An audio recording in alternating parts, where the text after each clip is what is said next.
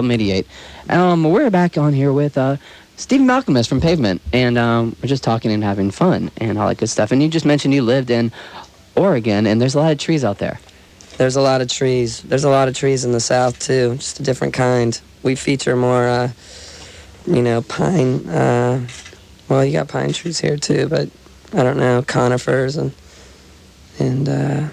spruce, aspen. I don't think those are your kind of trees. No, I don't think so. I'm not. It's a different color green somehow. I guess you're always cutting through a thick, tense haze down here. You seem to know a lot about trees. You're a horticulturalist on the side or something? No, I'm just a tree hugger from way back. Oh, that's so nice.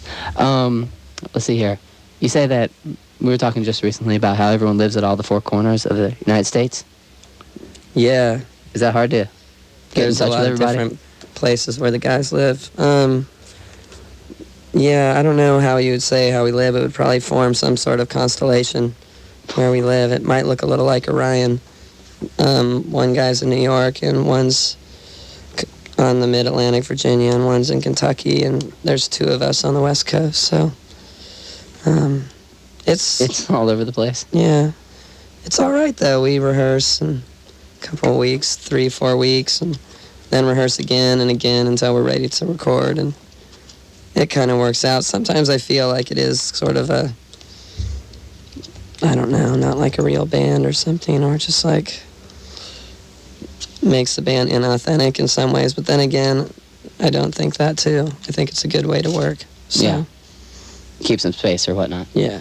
Golly, I forgot what I was going to ask, but because you're running out of questions, admit it. No, I stopped even using that now. Okay. Well, I ask everyone this. Since you've lived all these other places, okay, never mind. What I'm going to ask here is, where have you been in this last tour, and where are y'all going, and whatnot? We've been in America. We started in Minneapolis, mm-hmm. and then we hit this major heat wave, which probably was down here too, about 2.5 weeks ago, as we worked our way east through the major cities of the East, Detroit, Chicago. We went up to Canada for a day, beautiful Toronto, and then down to Boston, and a trio of gigs in New York, and then D.C. and Philly, and here we are. So we're really playing just the big cities. A small tour? Yeah, quick tour, big cities, and this is the end of the tour, believe it or not, in Atlanta. Cool. Well, I'm bringing in another interviewer now. This is Mark. This is kind of a follow-through to the tour question. Mm-hmm. You look at your itinerary, you played in a lot of big cities. Yeah. Usually once, but you've played in Atlanta now. Last night's show and tonight's show twice. Is Atlanta a special city for you guys? Is Atlanta a special city? I mean, you're playing twice. I can't say. We played 2 nights in Chicago, Minneapolis, Atlanta, New York. 3 nights in New York. Atlanta, I can't say that's special to me, but I can't say that I avoid it. I mean, I think of it as a sort of a big city that I can't get my head around, really. Georgia as a state, I think, is pretty awesome. And, I think it's really beautiful, and I could see living here easily. Maybe not in Atlanta, but I don't know, somewhere in the country. It seems like a good place to just buy an old house in the country, right? Yeah, that's always good. But it's kind of scary out there, too. You think so? Yeah, crickets, giant crickets the size of... I seen 2 giant crickets having sex once. Really? That was not a good experience. Yeah, man. Giant cockroaches the size of crabs. Ouch.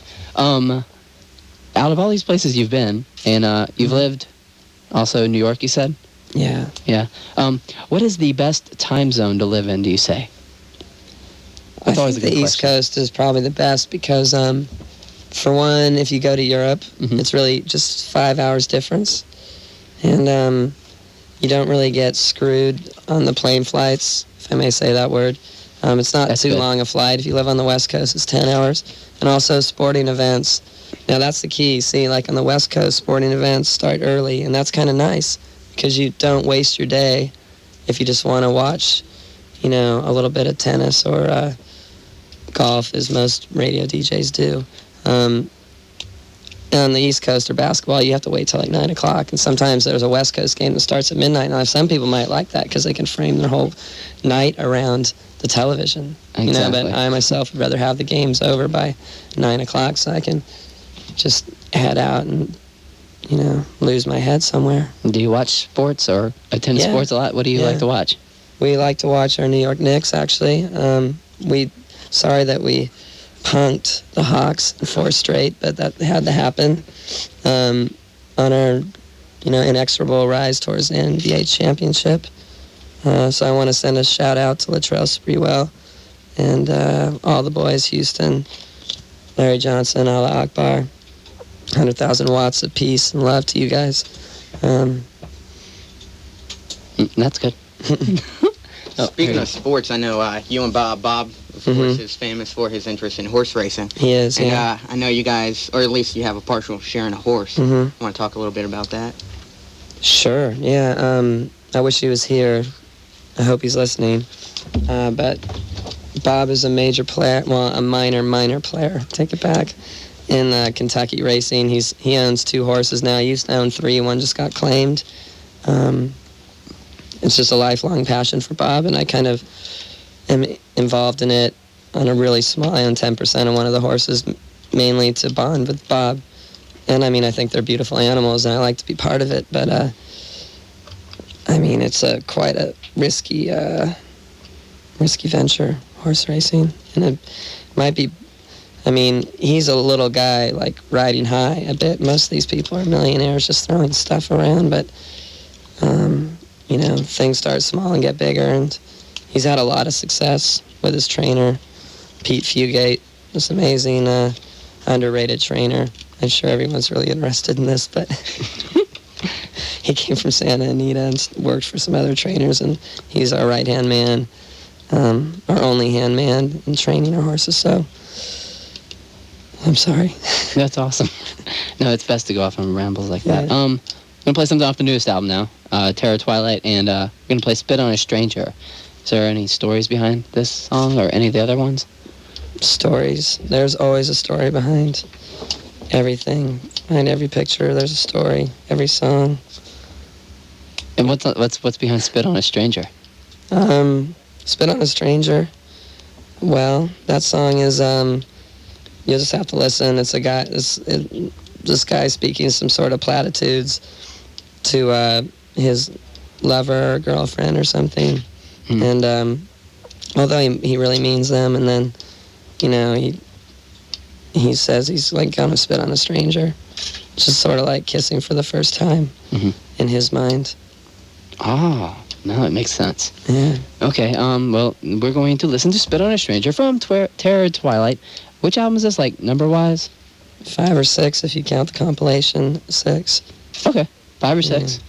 And I think it's Pavement, and we'll be back in just a little bit in album 88.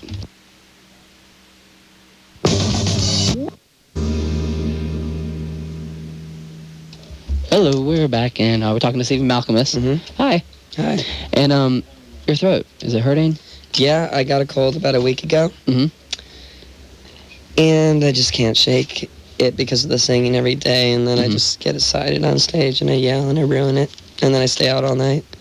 We were I heard you went to go see a voice specialist or a throat doctor, a voice doctor. No. Oh, total lie. Never mind. No, I never have. I mean, I know that a lot of these heavy metal guys go to those people to get like their throat scraped. They scrape these throats? you get these little polyp growths or something on your throat if you really belt them out, like Chris Cornell from Soundgarden. Oh, that's scary. And yeah, it is. And you never have to get your scraped? No, I just got a cold and laryngitis, I guess it is, or something. It won't go away until I have a day off. Earlier we were talking about Gary Young. Yeah. One thing about him I was wondering in particular, did you ever see his video for Plant Man? Yeah, it's funny. What did you think about that?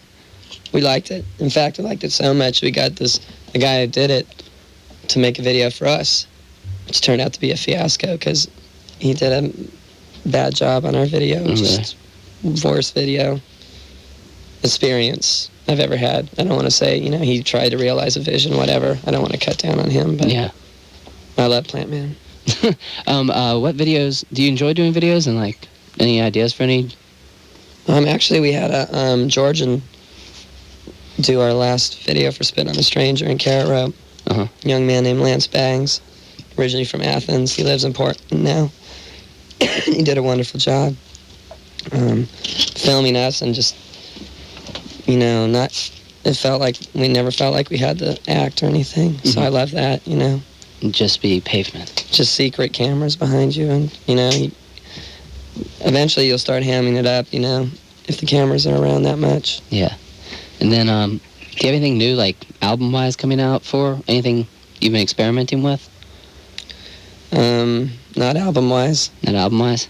I've been experimenting with Tai Chi and, you know, yogurt diets. Yogurt diets. That sounds scary. Anything solo?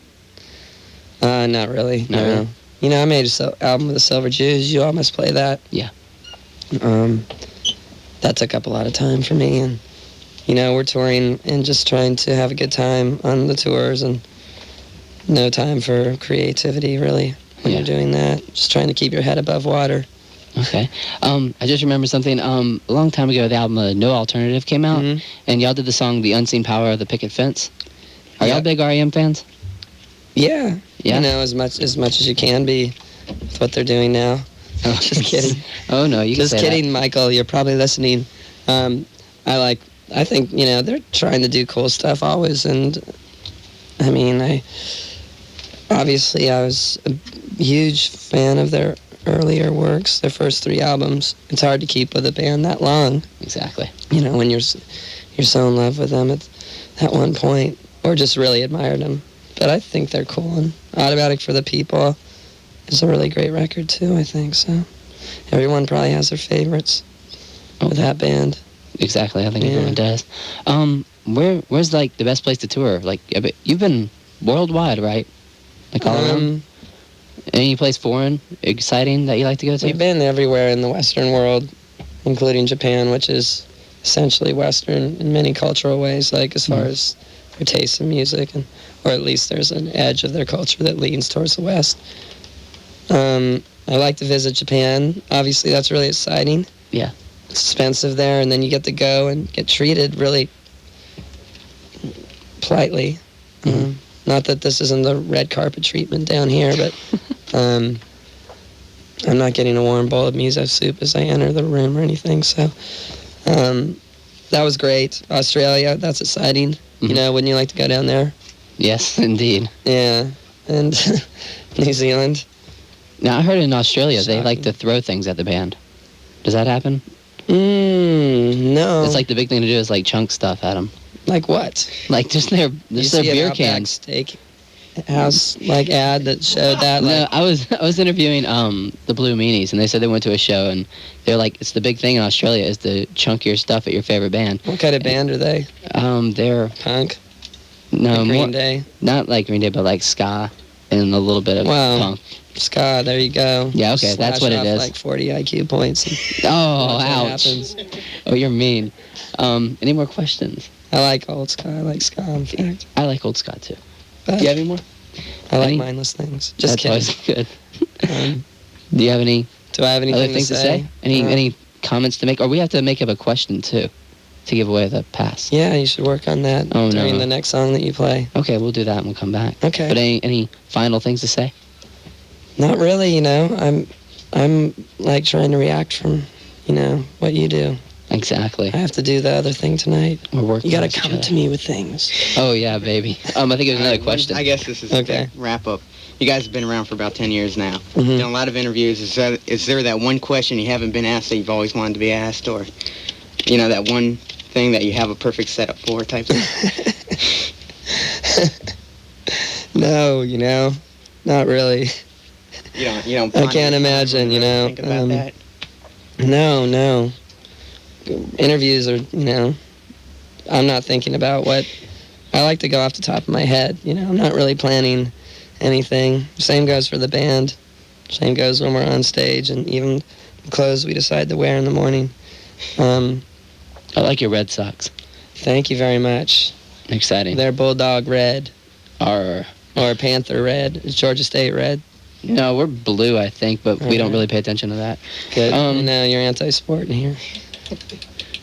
I guess I'm just looking here, and I think we'll play Billy.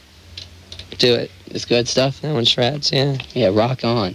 Okay, so this is Stephen Malkmus talking, and now we're going to play his rock and roll band. What's the name of the band again? You know. Oh, yeah, it's Pavement. Here it comes. Album 88. Billy. Yes, and we're finishing everything up here. I've got the question, too. Okay, you got it? You can name the band that Mark Eibold was in, the bass player of Pavement, before he joined the band. I think I can do that. You can have 2 tickets to the show. So, what New York scuzz rock supergroup did Mark Eibold play in before Pavement? That's the question. Now let's continue on. Okay, we're pretty much done now. Okay. So, you're going to Europe now? After this interview, yeah, I'm getting on a Learjet. Oh, wow, And okay. going to Europe, and I'm going to have tea and crumpets and come back for the gig and watch Wimbledon, too, while I'm there. Have you ever been on a submarine? No, I've eaten one. Yes. With a bunch of semen in it, right? No, Oh, hope not. okay. I think we should be done now. We want to play one more song? Yeah. Or you're playing tonight at the Echo Lounge? We're coming over to the Echo Lounge, and yeah, it's going to be a great show, I hope. It should be. I've seen you twice, and it's usually rocking. It's pretty rocking. Last night was pretty rocking in a punk rock way by our standards these days. Yeah. A long time ago, I saw you do a cover of a Velvet Underground song. Is that do cover songs? On? Yeah. Do cover songs come into the play very often? Not really. We've been finishing with a Creedence song called Oh Sings yeah, for Purpose, CCR. which is great. And anything American, we will play. We won't cover any like British losers, but Oh, because good we idea. already sound English enough occasionally. So yeah, some good old. Maybe we'll do Armalite Rifle tonight. You did do a short Bauhaus last night. That's true. You're right, and they are teabags. So I'm wrong. You should play Freebird, I guess. That's true. That's Does that request Florida a lot? style. Not at our shows. No, I mean, that's too people bad. just don't. They think a little harder now. They ask for, I don't know, More. Tuesday's Gone or something. Or Would you have a suggestion to play to end this whole thing? Would you have a suggestion to end this entire thing, a suggestion? song-wise? No. No. Just Okay. let it rip. Look at the title and decide which one you like off any album. Okay, I'll play this one off here. Wait, you want to play this one? What song? Okay, I was gonna play Silent Kid. Go ahead, Silent Kid. That's a nice tune there. It's been wonderful having you. Thank you. It's been lots of fun, and come back and have a lot of fun with us. We will. Thanks for having us. And Me and myself. and Good I. night. Okay, I'm gonna play Silent Kid off of. Is that Crooked Rain, Crooked Rain. And Yeah. I like the artwork inside that album especially. It's some collage stuff I threw together. Well, you did that? Yeah, I did all the covers. You did all the covers? I never knew that. Except for Wowie Zowie, my friend made it, and then this new one Mark had a hand in. Yeah. The guy from the New York sludge rock, youth-esque noise band that no one's calling about. Oh no. Come on.